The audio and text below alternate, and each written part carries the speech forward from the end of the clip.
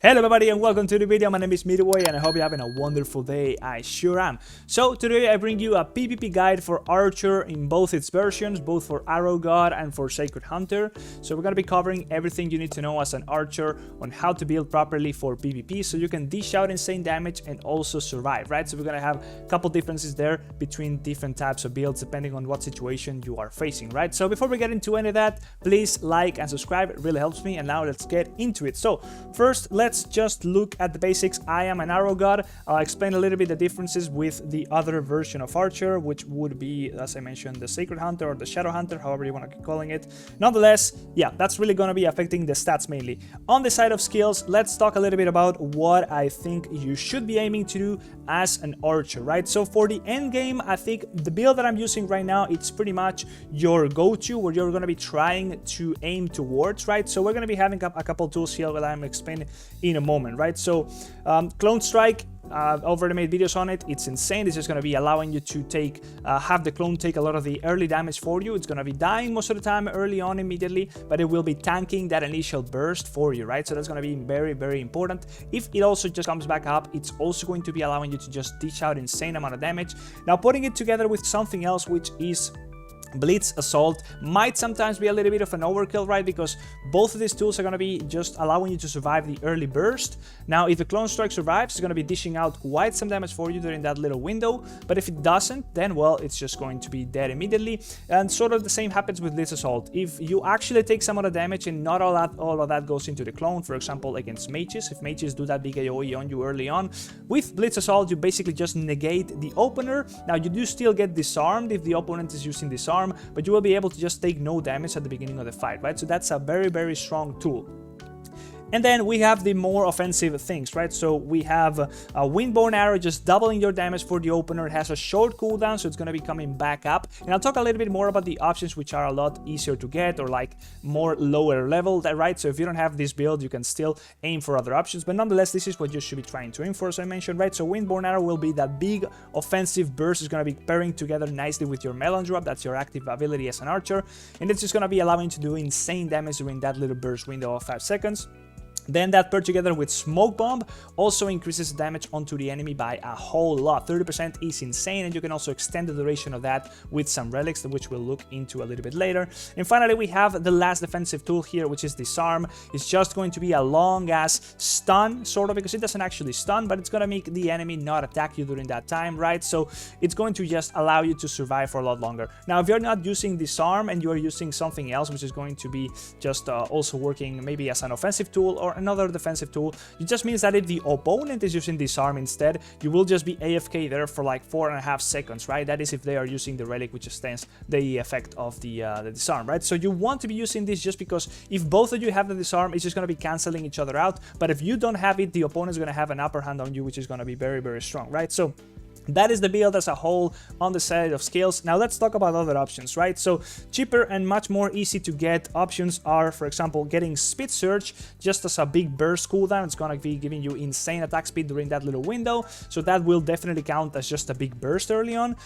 Also, Shroom Shield, if you don't have something like Blitz Assault, Shroom Shield will kind of be your like same sort of deal, right? It's just going to be allowing you to take on a lot more damage. It's going to be up at the beginning of the fight. It's going to be tanking that 20% max health shield just for a little while, and it will come back up throughout the fight usually. If it doesn't, well, that's it. But it serves as a defensive tool, which is very, very damn nice, and we're always gonna be getting value out of that. Now, other options that, for example, can replace Windborne Arrow, we have, for example, Worldly Snare, which we can get from the brawls. Also serves as a pretty offensive cooldown, a lot of crit from that, right? So we benefit massively from this as well. And there's also Wild Gust, which is also going to be affecting your whole entire set of damage. So that also affects your pulse damage and increases your combo damage, your basic attack damage, your skill damage. It's all neatly packed in there, right? So those tools, all those two, I would rank Wild Gust ahead of Worldly Snare, actually. I think that 15% increased attack is just insane. Nonetheless, those tools you can switch around. I would replace Windborne Arrow with either those, Wild Gust or Worldly Snare. I would try to replace my, for example, I don't know, Smoke Bomb with something like Speed Surge, and then try to replace Blitz Assault with Shroom Shield if you don't have some of the other options. For the more defensive stuff like Clone Strike or Disarm, you could also go for things like, for example, your Take It Slow there, or also your Easy Breezy. Those two options are very strong.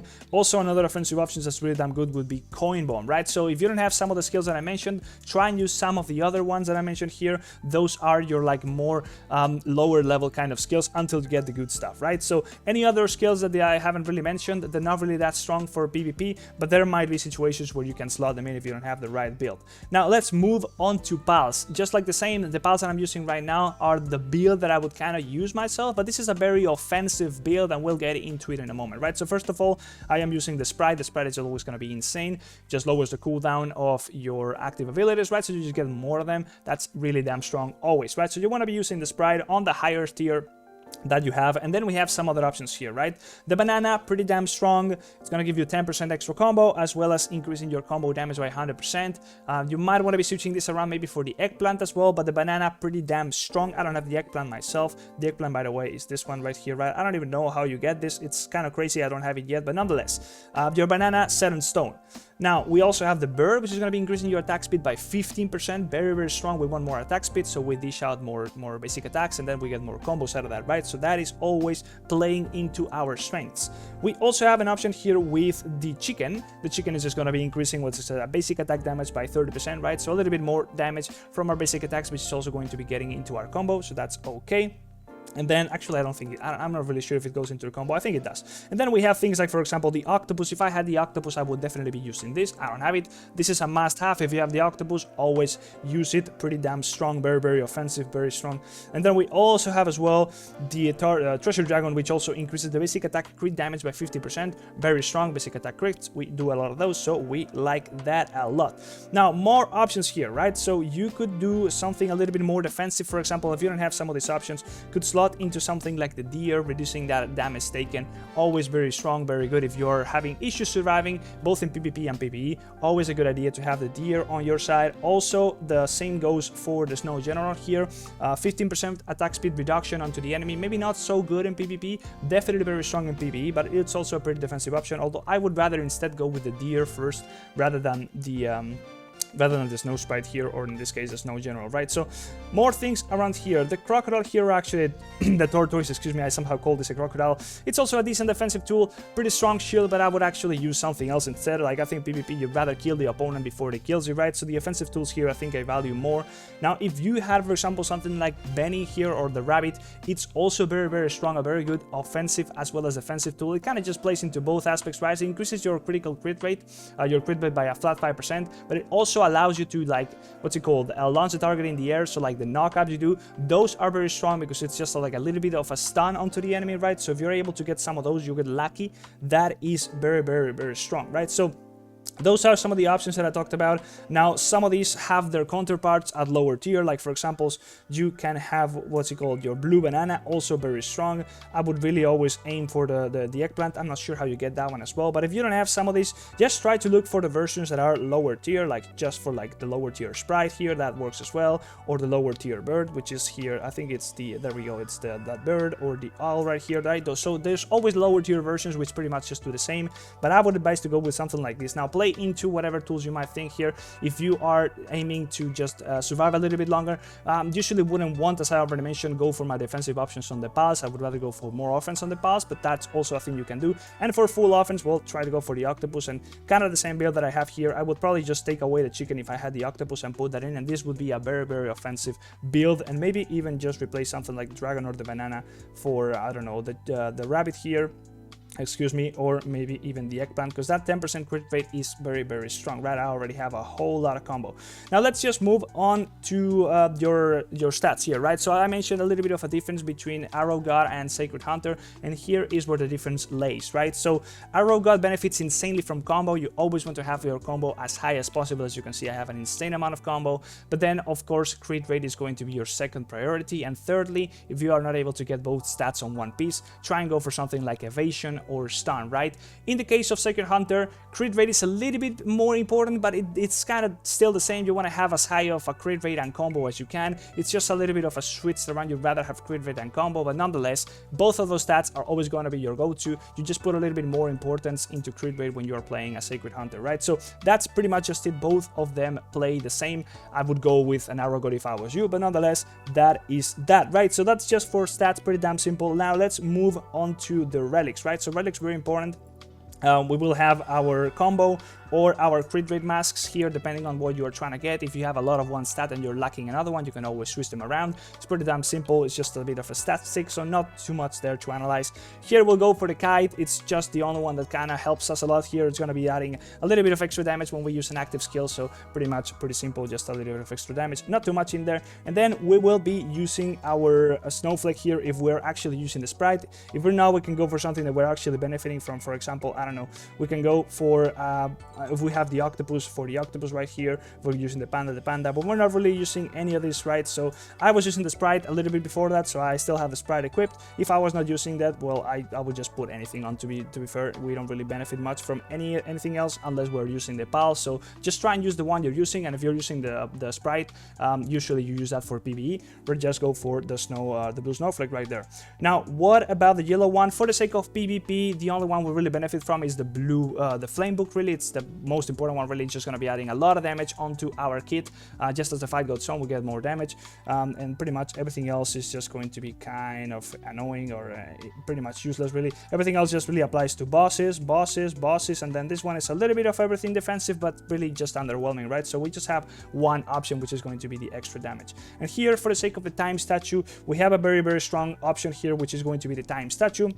We have the increased disarm duration, right? That's why I'm using disarm, because we also can increase that duration from 3 seconds to 4.5. Very important. As well as also extending the duration of the effect of smoke bomb, right? So it's going to make it last for 7.5 seconds. That is insane. So, right, we benefit a lot from that, and those two options are really just very strong. So we kind of just always go for this. And finally here, well, you kind of just go with whatever you have. In this case, I have all the options that I kind of would like. So I am trying to use this one with the Blitz Assault, increasing your basic attack damage, right? So during that window of the effect of Blitz Assault landing or lasting, we have 15% increased basic attack damage, right? So that's insane. Or actually just extra damage, all the thing.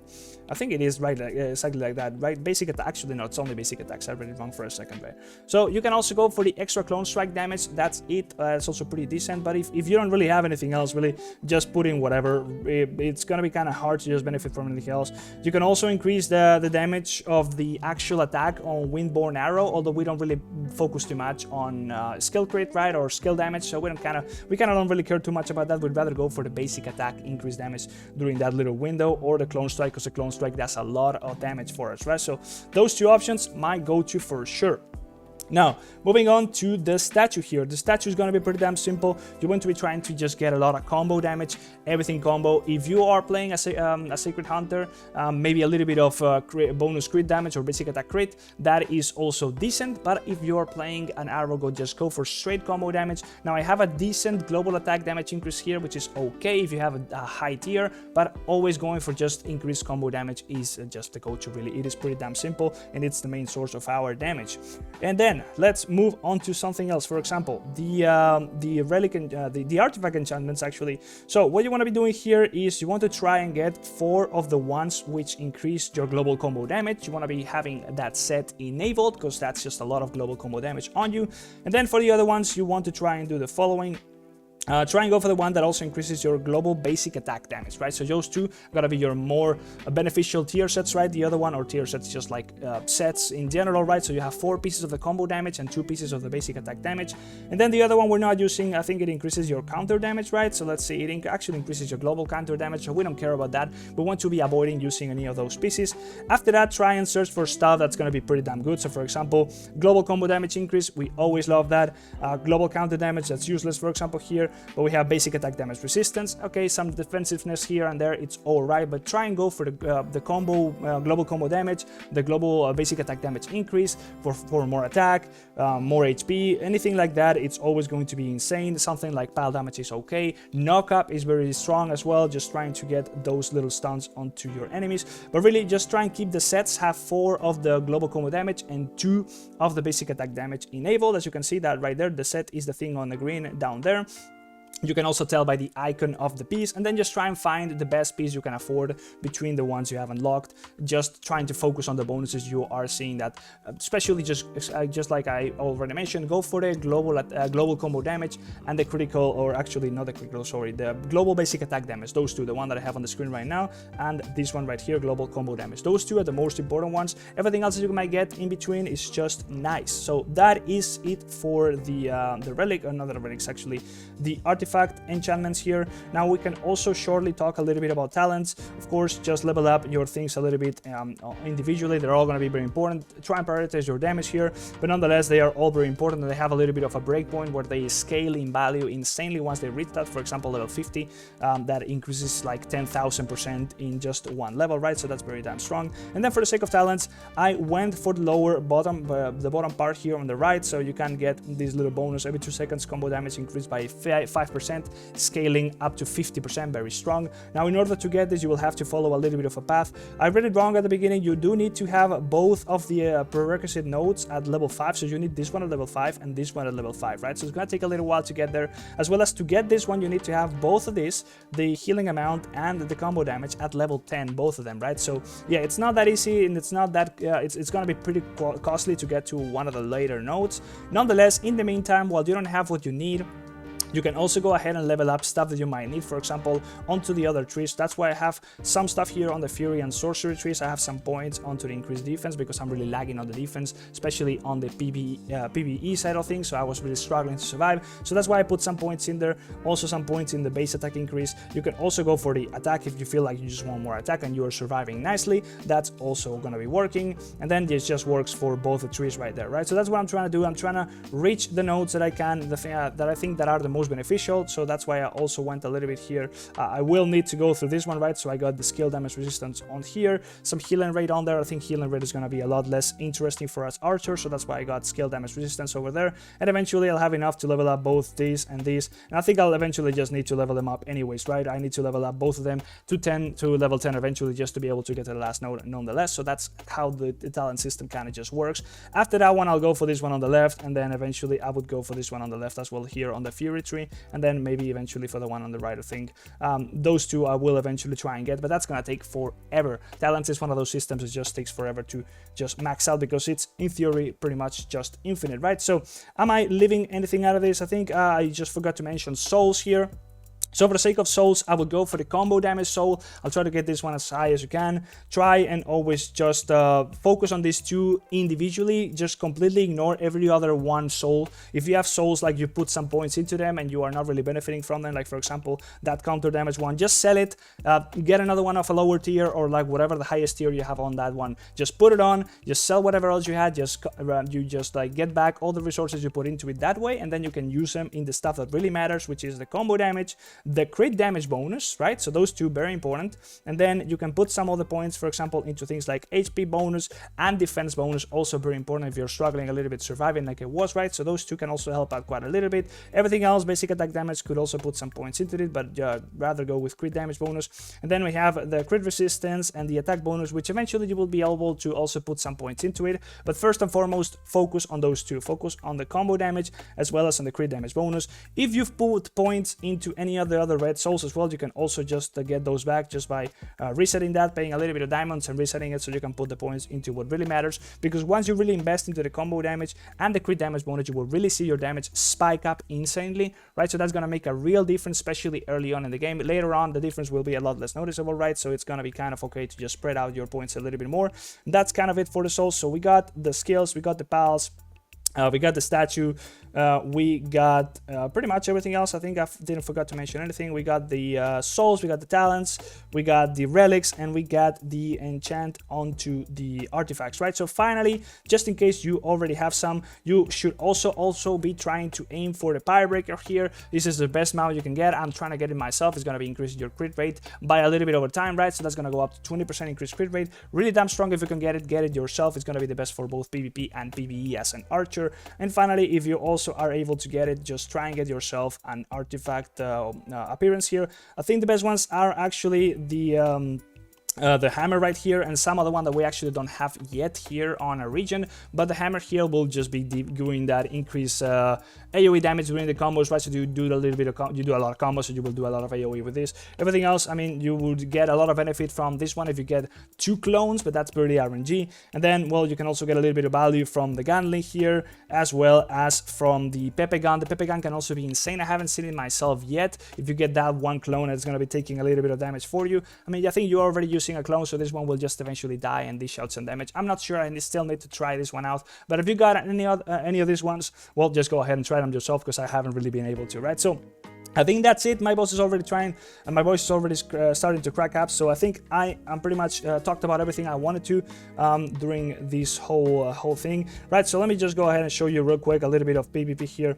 I am decently ranked on my server right there, as you can see, and we're just gonna be going ahead and see what we can do right there. Obviously, I know some of these guys, I just definitely win, right? It's just pretty damn easy to tell at this point. I cannot really win those who are really high above my what do you call it, my power number, whatever, right? It's pretty damn simple. It's usually just like that. But yeah, I dish out a lot of damage, I survive a lot, and I pretty much just win because I got more power, to be fair. But the build is also pretty damn strong. It helps out a lot. Some of the characters, for example, that one right there was able to survive a little bit longer because they had a little bit of a knock up onto their bunny. But some of the, like here, this guy has a lot of extra power, and as you can see, I just demolished them. They're not even able to dish any damage to me. The clone doesn't even die, right? So yeah, I got a very strong build. Obviously, my character is really damn strong in other avenues. As you could see, the clone killed it right there for me. I didn't have to do anything. I don't win against any of these other guys, right? So that's really just about it. But yeah, very strong build, very damn powerful for archers, both for both versions of archer or animation. I am just demolishing everybody, and yeah, I could try and take somebody that's a little bit more higher than me in terms of power, but really that would just result in me getting obliterated, because the people that I know on this server, the people that are a little bit higher than me in the power, I already know that I am not able to win. For example, this guy, I do win. I just got a better build, and I am stronger overall, just altogether, right? So yeah, that's pretty much it. Now, hopefully you enjoyed that. Like, subscribe if you did so, and before you go, please check out Aptoide if you haven't done so yet. Let me just show you what you can do with Aptoide, right? So if you're using Aptoide or you're not yet using it, whenever you do so and you download Legend of Mushroom or any other Android game through Aptoide, whatever happens is that when you try to make a payment, it's going to be you're going to be prompted to do so through the AppCoins wallet, and whenever you do so, you're going to be earning a bonus from 10% all the way up to 35% of however much money you're spending. So for example, here I am spending €1.20, right? So I'm going to be getting a 14-cent bonus. Now, as I mentioned, that can scale up to a lot more if you have higher bonuses unlocked,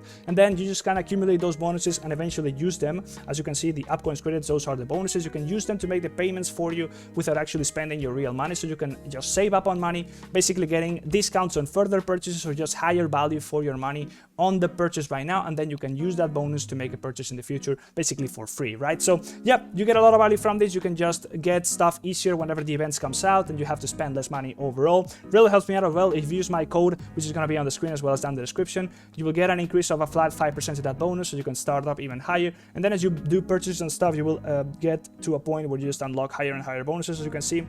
I'll show you within the AppCoins wallet. You can see whatever bonus you have already unlocked, and then you can use my code right here in the promo code section, right in the reward section, promo codes. You put my code there, and that's how you unlock it. And then here you can track your progress towards unlocking higher bonuses next down the line, as well as whatever active events are going on at the time. So you can see whenever an event is up, you get a higher bonus during that time by making purchases through Aptoide within any of these apps, right? So it works in any Android app on basically if you download it through Aptoide, and you got a guide on how to set it up down there in the description. You can also set it up on your emulator on your PC. It does not work for iPhone, and if you got any questions on how to set it up and how to use it, just let me know down in the description, or actually down in the comment section. I'll gladly answer you. And yeah, that's it for the video, guys. Hope you enjoyed it. Like, subscribe, and I'll see you in the next one. Bye bye. See ya.